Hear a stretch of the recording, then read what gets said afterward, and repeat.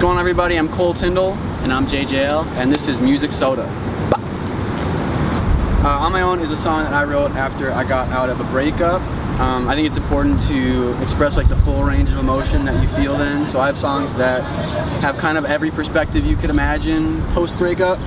And me and J J L have been friends for a while, so I realized there was kind of a space in the song, and you know, you had an experience similar. Yeah, literally around the time that you sent me the song, I actually started dealing with my own breakup, and it just seemed like it was very fitting, and it came at the right time and place, so everything just came together naturally. And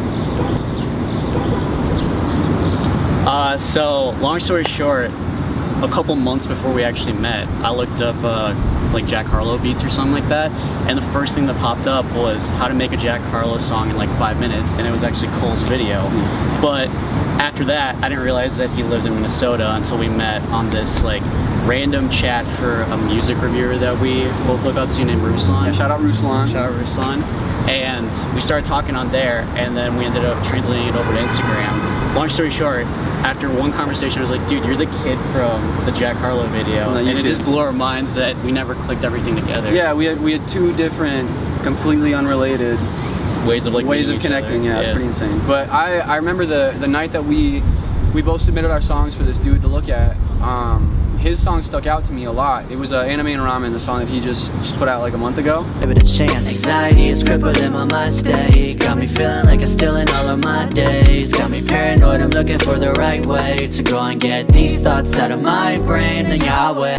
And yeah, it's just cool when I think that you have that connection with somebody and you feel like you're at a spot where you can both benefit from a collaboration. So that's what came of that. I hate you, I don't know what you're talking about. Yeah, dude, it didn't work out.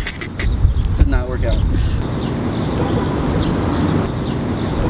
I think what works best is, even though we have our own styles, there's that like genuine friendship between the two of us. There's like a genuine chemistry. So regardless of how we go about a song, there's never any type of arguments. If Cole wants to take the lead, he can take the lead. If I feel like I should take the lead in the song, I can. Right. And we both come up with our own ideas, and everything just comes together really naturally. Yeah, we have like a good friendship first, and I think that works with any connection you make. You know, it's not just like, hey man, here's what I want, here's my rate, here's my everything. You know, it's just like, hey dude, hop on this track. You know, and I think that's an important lesson for any up and coming artist, just to look at any kind of connection as a relationship first if you can, just because it makes it so much easier to reach out. That's actually what I'm trying to talk about in the bridge. I didn't know where all my happiness was hiding. Now I'm gonna find it on my own. And that kind of wraps up the song, because the whole song, you kind of think that I'm angry or like struggling, right? And then when you get to that part, it's like, no. This song is about finding a way to find that happiness without having to rely on somebody else. Yeah, and on top of that, I honestly, I was talking about this with someone not so long ago, but I feel like there's 3 steps to moving on from any relationship. The first 2, it depends on what place you're in. I'd say the first step normally is find a way to deal with it in a healthy way, whether it's like playing 2K with the homies or just like kicking it or like whatever. The second step is to really deal with it, because we can all do whatever it is to distract ourselves from the pain, but eventually we are going to have to deal with it, whether it's going for a walk and being honest about your thoughts, or talking to someone about it, or sitting in your room, whatever. You got to eventually deal with that pain.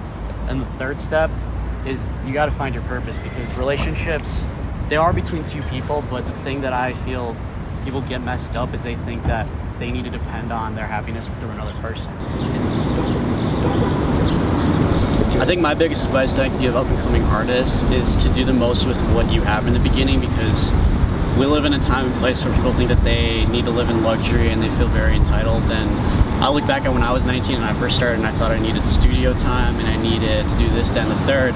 But then there were artists around me that were making way better music with like Audacity and like a crappy mic. So looking back at it, if I could start over again, I would say work with what you have and learn how to make a solid song within any genre. Like, do it with the bare minimum and then upgrade to the next thing, whether it's upgrading your mic, upgrading the system that you're using. That's right. Because eventually, once you do upgrade and you already have that skill set that you need without all of that stuff, your music is just going to go upgrade to the full.